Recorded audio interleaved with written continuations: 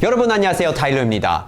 OECD 평균보다 연간 151시간이나 더 일을 하지만 시간당 생산성은 여전히 하위권? 이건 한국 사회가 오랫동안 풀어야 했던 숙제였죠. 그런데 최근에 정부가 2030년까지 연간 노동시간을 OECD 평균 수준으로 얘기를 하면 더 단축하겠다는 소식이 전해졌어요. 더 적게 일을 하고 더 잘 살자는 이 방향성에 대한 반대할 사람은 좀 아마도 없을 거예요. 하지만 동시에 이런 걱정도 좀 드는 게 사실입니다. 대기업이나 IT 회사는 그렇게 잘 적응을 하겠지만 우리 동네에 있는 식당이나 중소기업이나 그런 제조 공장들은 이게 정말 가능할까요?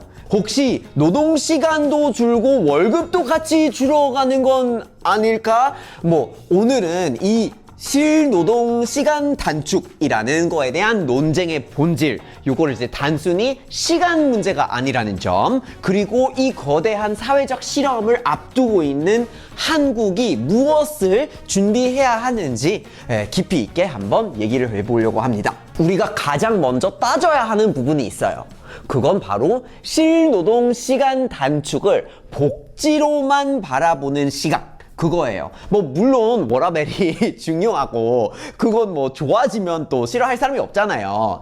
그건 또 이제 중요한 결과겠죠. 하지만 이 논의의 진짜 출발점은 복지가 아니라 한국 사회의 생산성 위기, 요거예요. OECD 데이터를 보면은 좀 상황이 되게 명확하거든요. 2024년 기준으로 얘기하면 한국의 연간 노동시간은 1859시간이에요. 그러니까 OECD 평균으로 얘기했을 때 1708시간보다 151시간이 더 긴 거예요. 그런데 여기서 그냥 평균 보지 않고 독일 같은 나라 보잖아요. 그러니까 독일은 1294시간이에요. 그러니까 그거랑 비교하면 1년에 한국 사람이 무려 565시간 더 일을 하는 거예요. 2달 이상 더 일을 한다는 셈이에요. 1년에. 근데 시간당 노동 생산성도 중요할 거 아니에요. 그러니까 일한 만큼 결과가 날까? 그러니까 시간당 노동 생산성은 여전히 OECD 하위권에 머무르고 있어요. 요거는 투입한 시간은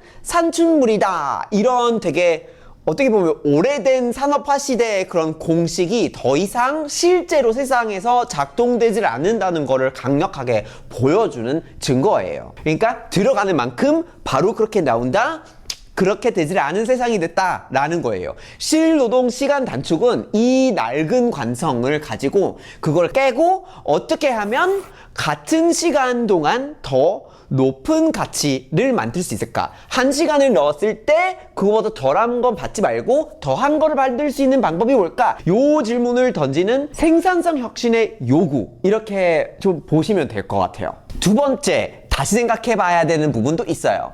일하는 시간이 줄면 생산량도 당연히 줄어든다, 이 사고예요. 요건 사실 아주 직관적인 결론이겠지만 현실은 다를 수 있어요.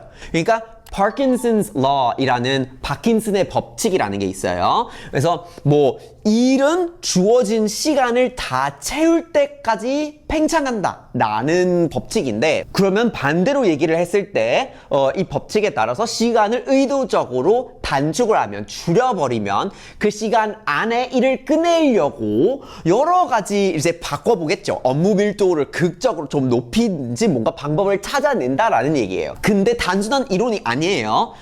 2022년에 영국에서 한 61개의 기업을 대상으로 한 거의 3,000명 정도 됐어요. 그 사람들 대상으로 아주 큰 규모의 실험을 했어요. 4일째 실험을 한 거예요. 그래서 그 결과는 정말 놀라웠거든요. 6개월 뒤에 그 실험에 참여한 기업들이 있었죠. 그 기업의 92%나 4일째를 유지하거나 아니면 아예 영구적으로 그렇게 도입을 하겠다고 밝혔어요.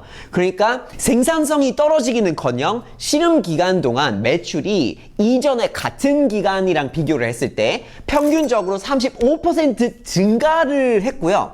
그리고 직원들이 이직률을 원래 갖고 있잖아요. 그건 무려 한 57%나 감소하게 됐습니다. 그러니까 환경이 좋으니까 일을 더 잘하게 되고 더 오래 머무르게 되니까 생산성이 좋아지고 매출이 올라갔어요. 요거는 결국에는 우리가 시간을 단축했을 때 비용 절감 그리고 매출 증대로 이어질 수 있는 가능성이 있다라고 강력하게 보여주는 실증 데이터예요. 근데 영국 사례가 성공적이었다. 그렇다고 해서 한국에서도 무조건 성공한다는 뭐 그런 보장은 없죠. 하지만 우리가 왜 지금 이 실험을 진지하게 논의해야 하는지는 좀 분명해요.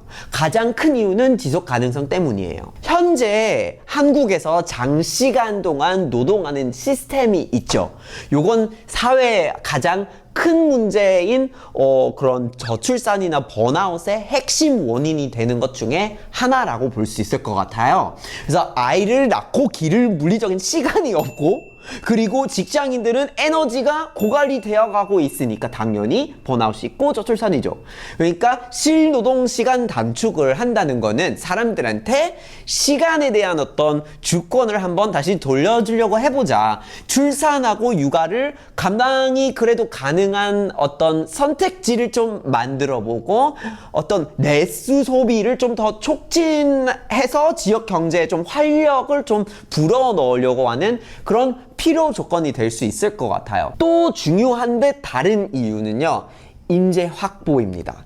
이미 진짜 많은 IT 기업이나 스타트업들이 뭐 유연 근무나 단축 근무를 도입하고는 있죠. 근데 왜 그럴까요? 똑똑한 인재들은 더 이상 월급만 보고 일하지 않기 때문이에요. 저녁이 있는 삶을 제공하는 기업이 미래의 인재의 쟁탈전에서 승리할 가능성이 더 높다는 거죠. 근데 장점만 있는 건 아니에요. 그러니까 아마 많은 분이 가장 걱정하는 지점이 이 부분이지 않을까 싶은데 첫 번째, 산업 간의 격차 문제예요. 그러니까 당장 떠오르는 거 저도 그 질문이 있는데 그러니까 IT 사무직은 가능해도 진짜 매일매일 막 공장을 돌려야 하는 그런 제조업이라든지 아니면 손님이 와야만 돈을 벌 수 있는 서비스업 같은 경우 그걸 어떡하죠?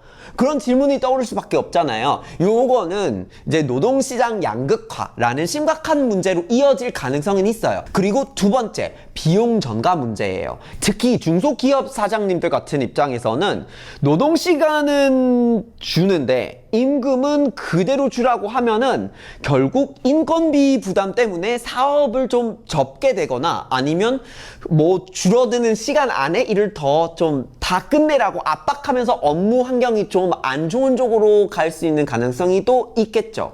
그러니까 이 두 가지 우려는 굉장히 현실적이고 또한 중요한 반론이에요. 그러니까 여기서는 국가의 역할이 있어야 된다 이거예요. 그러니까 정부의 지원 사업이 왜 필요한지 여기서 좀 명확해지는 것 같습니다. 만약 정부가 자 이제부터 실노동 시간 좀 단축하세요 라고 법으로만 이렇게 강제를 하면 그 부분은 부담이 생기겠죠. 부담은 고스란히 가장 취약한 중소기업이나 자영업자들한테 돌아갈 가능성이 있겠죠. 그건 혁신이 아니라 그냥 경제적인 재앙을 불러일으키는 것뿐이잖아요. 그러니까 지원 사업은 그래서 핵심이 강제가 아니라 촉진이에요. 그러니까 실노동 시간 단축이라는 가보지 않은 길을 먼저 시도해보려는 기업들한테 뭐 정부가 보조금이나 세제 혜택, 뭐 어떻게 하면 생산성을 좀 높일 수 있는지에 대한 컨설팅이라든지 그런 도움을 제공하는 게 포인트예요. 그러니까 요건 두 가지 의미가 있어요. 하나는 이 거대한 실험을 위한 부담을 사회가 함께 덜어주는 안정망이 되는 거예요.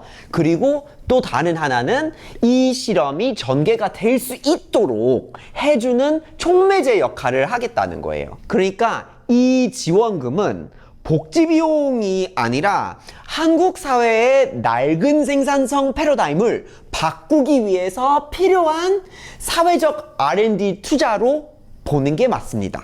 사실 이 사회적 실험은 아이슬란드가 이미 한번 성공적으로 수행한 바가 있어요. 그러니까 흔히 아이슬란드 4일제라고 이렇게 알려져 있지만 정확하게 얘기를 하자면 2015년부터 4년 동안 주당 노동 시간을 원래 40시간인데 그거를 35에서 한 36시간으로 줄이는 실험을 한 거예요. 이건 실노동 시간을 단축하자는 한국 모델하고 거의 동일하죠. 결과는 어땠을까요? 생산성 저하는 전혀 없었고 공공 서비스의 질은 오히려 향상됐대요. 그리고 실험 덕분에 지금 아이슬란드 전체 노동 인구 중에서 86%가 이미 단축 근무를 하고 있거나 그럴 권리를 갖게 되었다고 하는데요. 아이슬란드 사례는 시간을 줄여도 생산성은 유지되거나 오른다 라는 것을 국가 단위에서 증명한 셈이에요. 실노동 시간 단축 논의의 핵심은 단순히 금요일 오후 4시간 쉬자 이러는 게 아니에요. 40시간 하던 일을 어떻게 하면 36시간 만에 끝내버릴 수 있을까? 라는 질문을 우리 모두에게 던져보는 거예요. 이건 시간 관리의 기술이 아니라 일하는 방식의 근본적인 재설계, 그러니까 새로운 방법론을 요구하는 거예요. 불필요한 회의는 없애고 비효율적인 보고 절차는 간소화시키고 자동화를 할 수 있는 업무는 기술에 맡겨야 하죠. 정부의 지원 사업은 이 거대한 변화를 시도하는 기업들, 특히 여력이 부족한 중소기업들이 연착륙할 수 있도록 돕는 그런 젖걸음이 될 수 있어요. 물론 정책이라고 모든 문제를 해결해주는 그런 만병통치약은 없어요. 그리고 분명 부작용도 있겠죠. 하지만 OECD 최고 수준의 노동시간 그리고 최저 수준의 출산율, 이 절박한 현실 속에서 아무것도 하지 않는 거는 가장 위험한 거 아닐까요? 여러분은 이 실노동시간 단축이라는 사회적 실험에 대해서 어떻게 생각하시는지 너무 궁금해요. 다니시는 회사에서 이런 실험에 참여를 하게 되면 어떻게 될 것 같아요? 꼭 생각하시는 것들을 댓글로 한번 남겨주시고 그리고 다음에 또 함께 달려볼까요? 끝까지 재밌게 잘 봐주셔가지고 꼭 추천드리고 싶은 영상이 있어요. 요것도 재밌고 요것도 재밌어요.